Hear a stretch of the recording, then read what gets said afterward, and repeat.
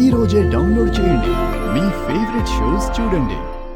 నీ అవసరం కోసం ఏదైనా చెప్తావు, ఏదైనా చేస్తావని నాకు బాగా తెలుసు. అందుకే ఇకపై నీతో కలవాలనుకోవట్లేదు. నీ చావు నువ్వు చావు. ఆ బిడ్డ బయటికొస్తే చచ్చేది నేను మాత్రమే కాదు, మనమందరం పోతాం. చెప్పు చంబా. అవును రణవీర్, పుట్టబోయే బిడ్డ వల్ల మనందరికీ ప్రమాదం ఉంది. అది మన పాలిట మృత్యు కాబోతుంది. పగబట్టి మనల్ని అంతం చేస్తుంది. ఆ బిడ్డకు నేనేమన్యాయం చేశాను నా మీద పగబట్టడానికి? బ్లాక్ మ్యాన్ లా వచ్చి పాయిజన్ గ్యాస్ వదిలి బాగీని బేబీని చంపాలని చూసింది నువ్వే కదా. అది నువ్వు చెప్తే చేశాను మనోహరి, నా సొంత ప్లాన్ అయితే కాదు కదా. చెప్పిన వాళ్ళు, చేసిన వాళ్ళు, చేయించిన వాళ్ళు అందరూ పోతారు రణవీర్. మనం బ్రతకాలంటే పుట్టక ముందే ఆ బిడ్డ చావాలి. ఆ బిడ్డ బాగి కడుపులో ఉన్నంత వరకే మనం క్షేమం. అది బయటికి రాకముందే మనం ఏదో ఒకటి చెయ్యాలి. అర్థమైంది కదా? ఇప్పుడిది మన ముగ్గురు సమస్య. దాని పుట్టుక మన చావుకొస్తుంది.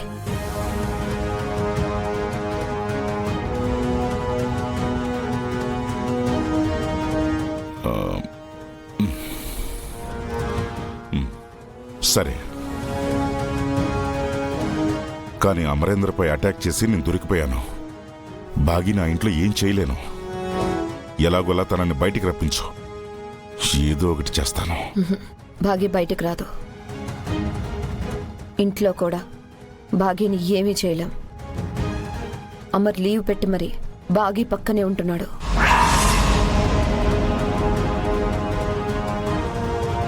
బాగీని కళ్ళల్లో పెట్టుకుని దాని కాళ్ళు కూడా కందకుండా చూసుకుంటున్నాడు. బార్డర్లో నిల్చొని దేశాన్ని కాపలా కాసిన ఆ ఆర్మీ ఆఫీసర్ ఇప్పుడు బాగీకి తనే బార్డర్ అయి ఒక కోటలా నిలబడ్డాడు. ఒక్క మాటలో చెప్పాలంటే బాగీని తన అమ్మా నాన్నలకు మించి చూసుకుంటున్నాడు. ఇంత టైట్ సిచ్యుయేషన్లో బాగీని మనం ఇంటా బయట ఎక్కడ టచ్ చేయలేం. అయితే బాగిని బిడ్డని చంపడం ఎలా మనోహరి? నువ్వు చెప్పింది విన్నాక నాకు ఏ దారి కనిపించట్లేదు. ఒక దారుంది రణవీర్. ఏంటి చంబాదే? కాలా.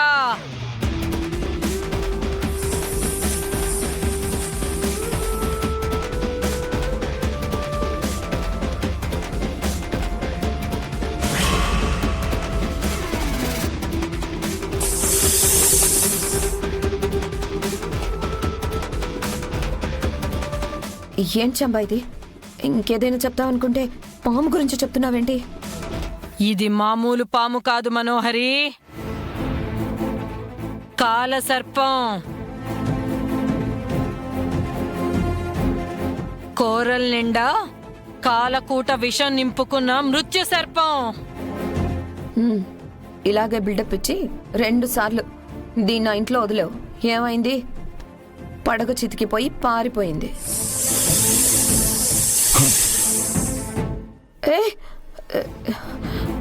ఏంటిది? నా మీద బుసలు కొడుతుంది. కాలాకి కోపం వచ్చింది. నువ్వు తనని అవమానించావు. అది కూడా మనలాగే ఓడిపోయింది కదా అని చెప్పాను. మనిషి ఓడిపోతే పగబడతారు. ఆ మనిషి ఆ పగని నెరవేర్చుకుంటే దాన్నే పాము పగ అంటారు. దాన్ని బట్టి పాము పగకి ఎంత పవర్ ఉందో అర్థం చేసుకో మనోహరి.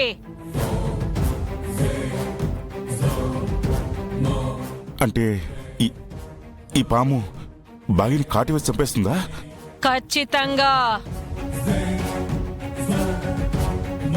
మనలాగే కాలా కూడా పగతో రగిలిపోతూ ఉంది. ప్రతీకారం కోసం ఎదురు చూస్తుంది. దీన్ని చూస్తుంటే విషంతో కాదు బుసగుట్టి చంపేసేలా ఉంది. కాలా నా ఇంట్లో ప్రవేశపెడితే చాలు, కాగల కార్యం కాలానే చూసుకుంటుంది.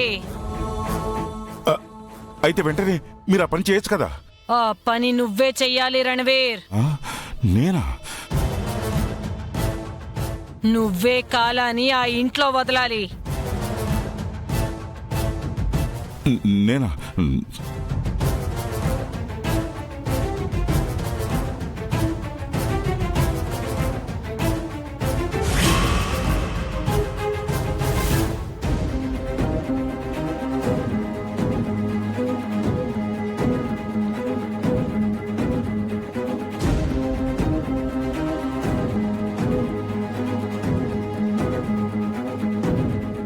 యమధర్మరాజా, యమధర్మరాజా, సమవర్తే.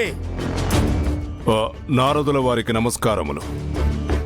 ఏమిటి నారద, మీ దృష్టి మరల మా వైపు మళ్ళినది? నారాయణ నారాయణ, ఎంత వంచన చేసి సోమవర్తి, నాకే అసత్యము చెప్పితేవా? ఏమిటి, మేము మిమ్ములను వంచితిమా? మీతో అసత్యమాడితిమా? ఏమిటి మహర్షి, మాతోనే పరిహాసమా? పరిహాసమాడునది తమరా మేమా? ఆ? న్యాయ అన్యాయ విచారణ అధికారివి, సమవర్తివి. మీరు ఇటులు చేయుట అస్సలు తగదు. అది ఒక మానవకాంత దేవకన్య అని ఇంద్రతనయ్య ఇంద్రజాని చెప్పిదివి. ఆ? అటువంటిదేమీ లేదు మహర్షి. మీతో ఎవరు చెప్పితిరి? ఇంకెవరో చెబితే మీ ముందులు అడిగేద్దాము. ఆ బాలికే స్వయముగా చెప్పినది.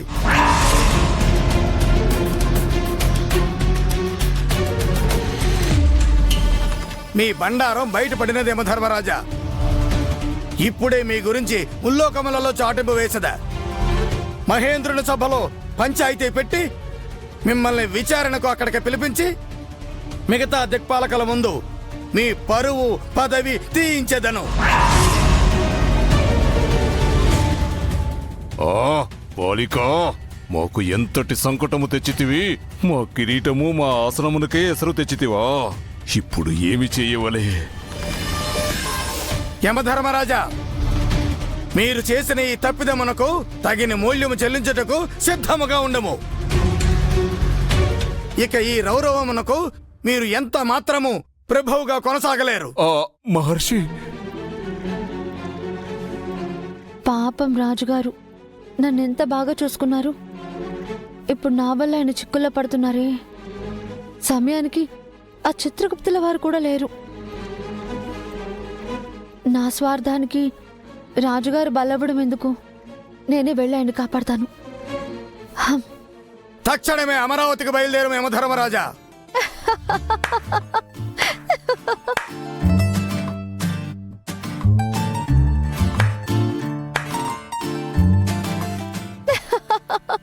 యమధర్మరాజుల వారు, మీరు ఓడితిరి, నేను గెలిచితిని.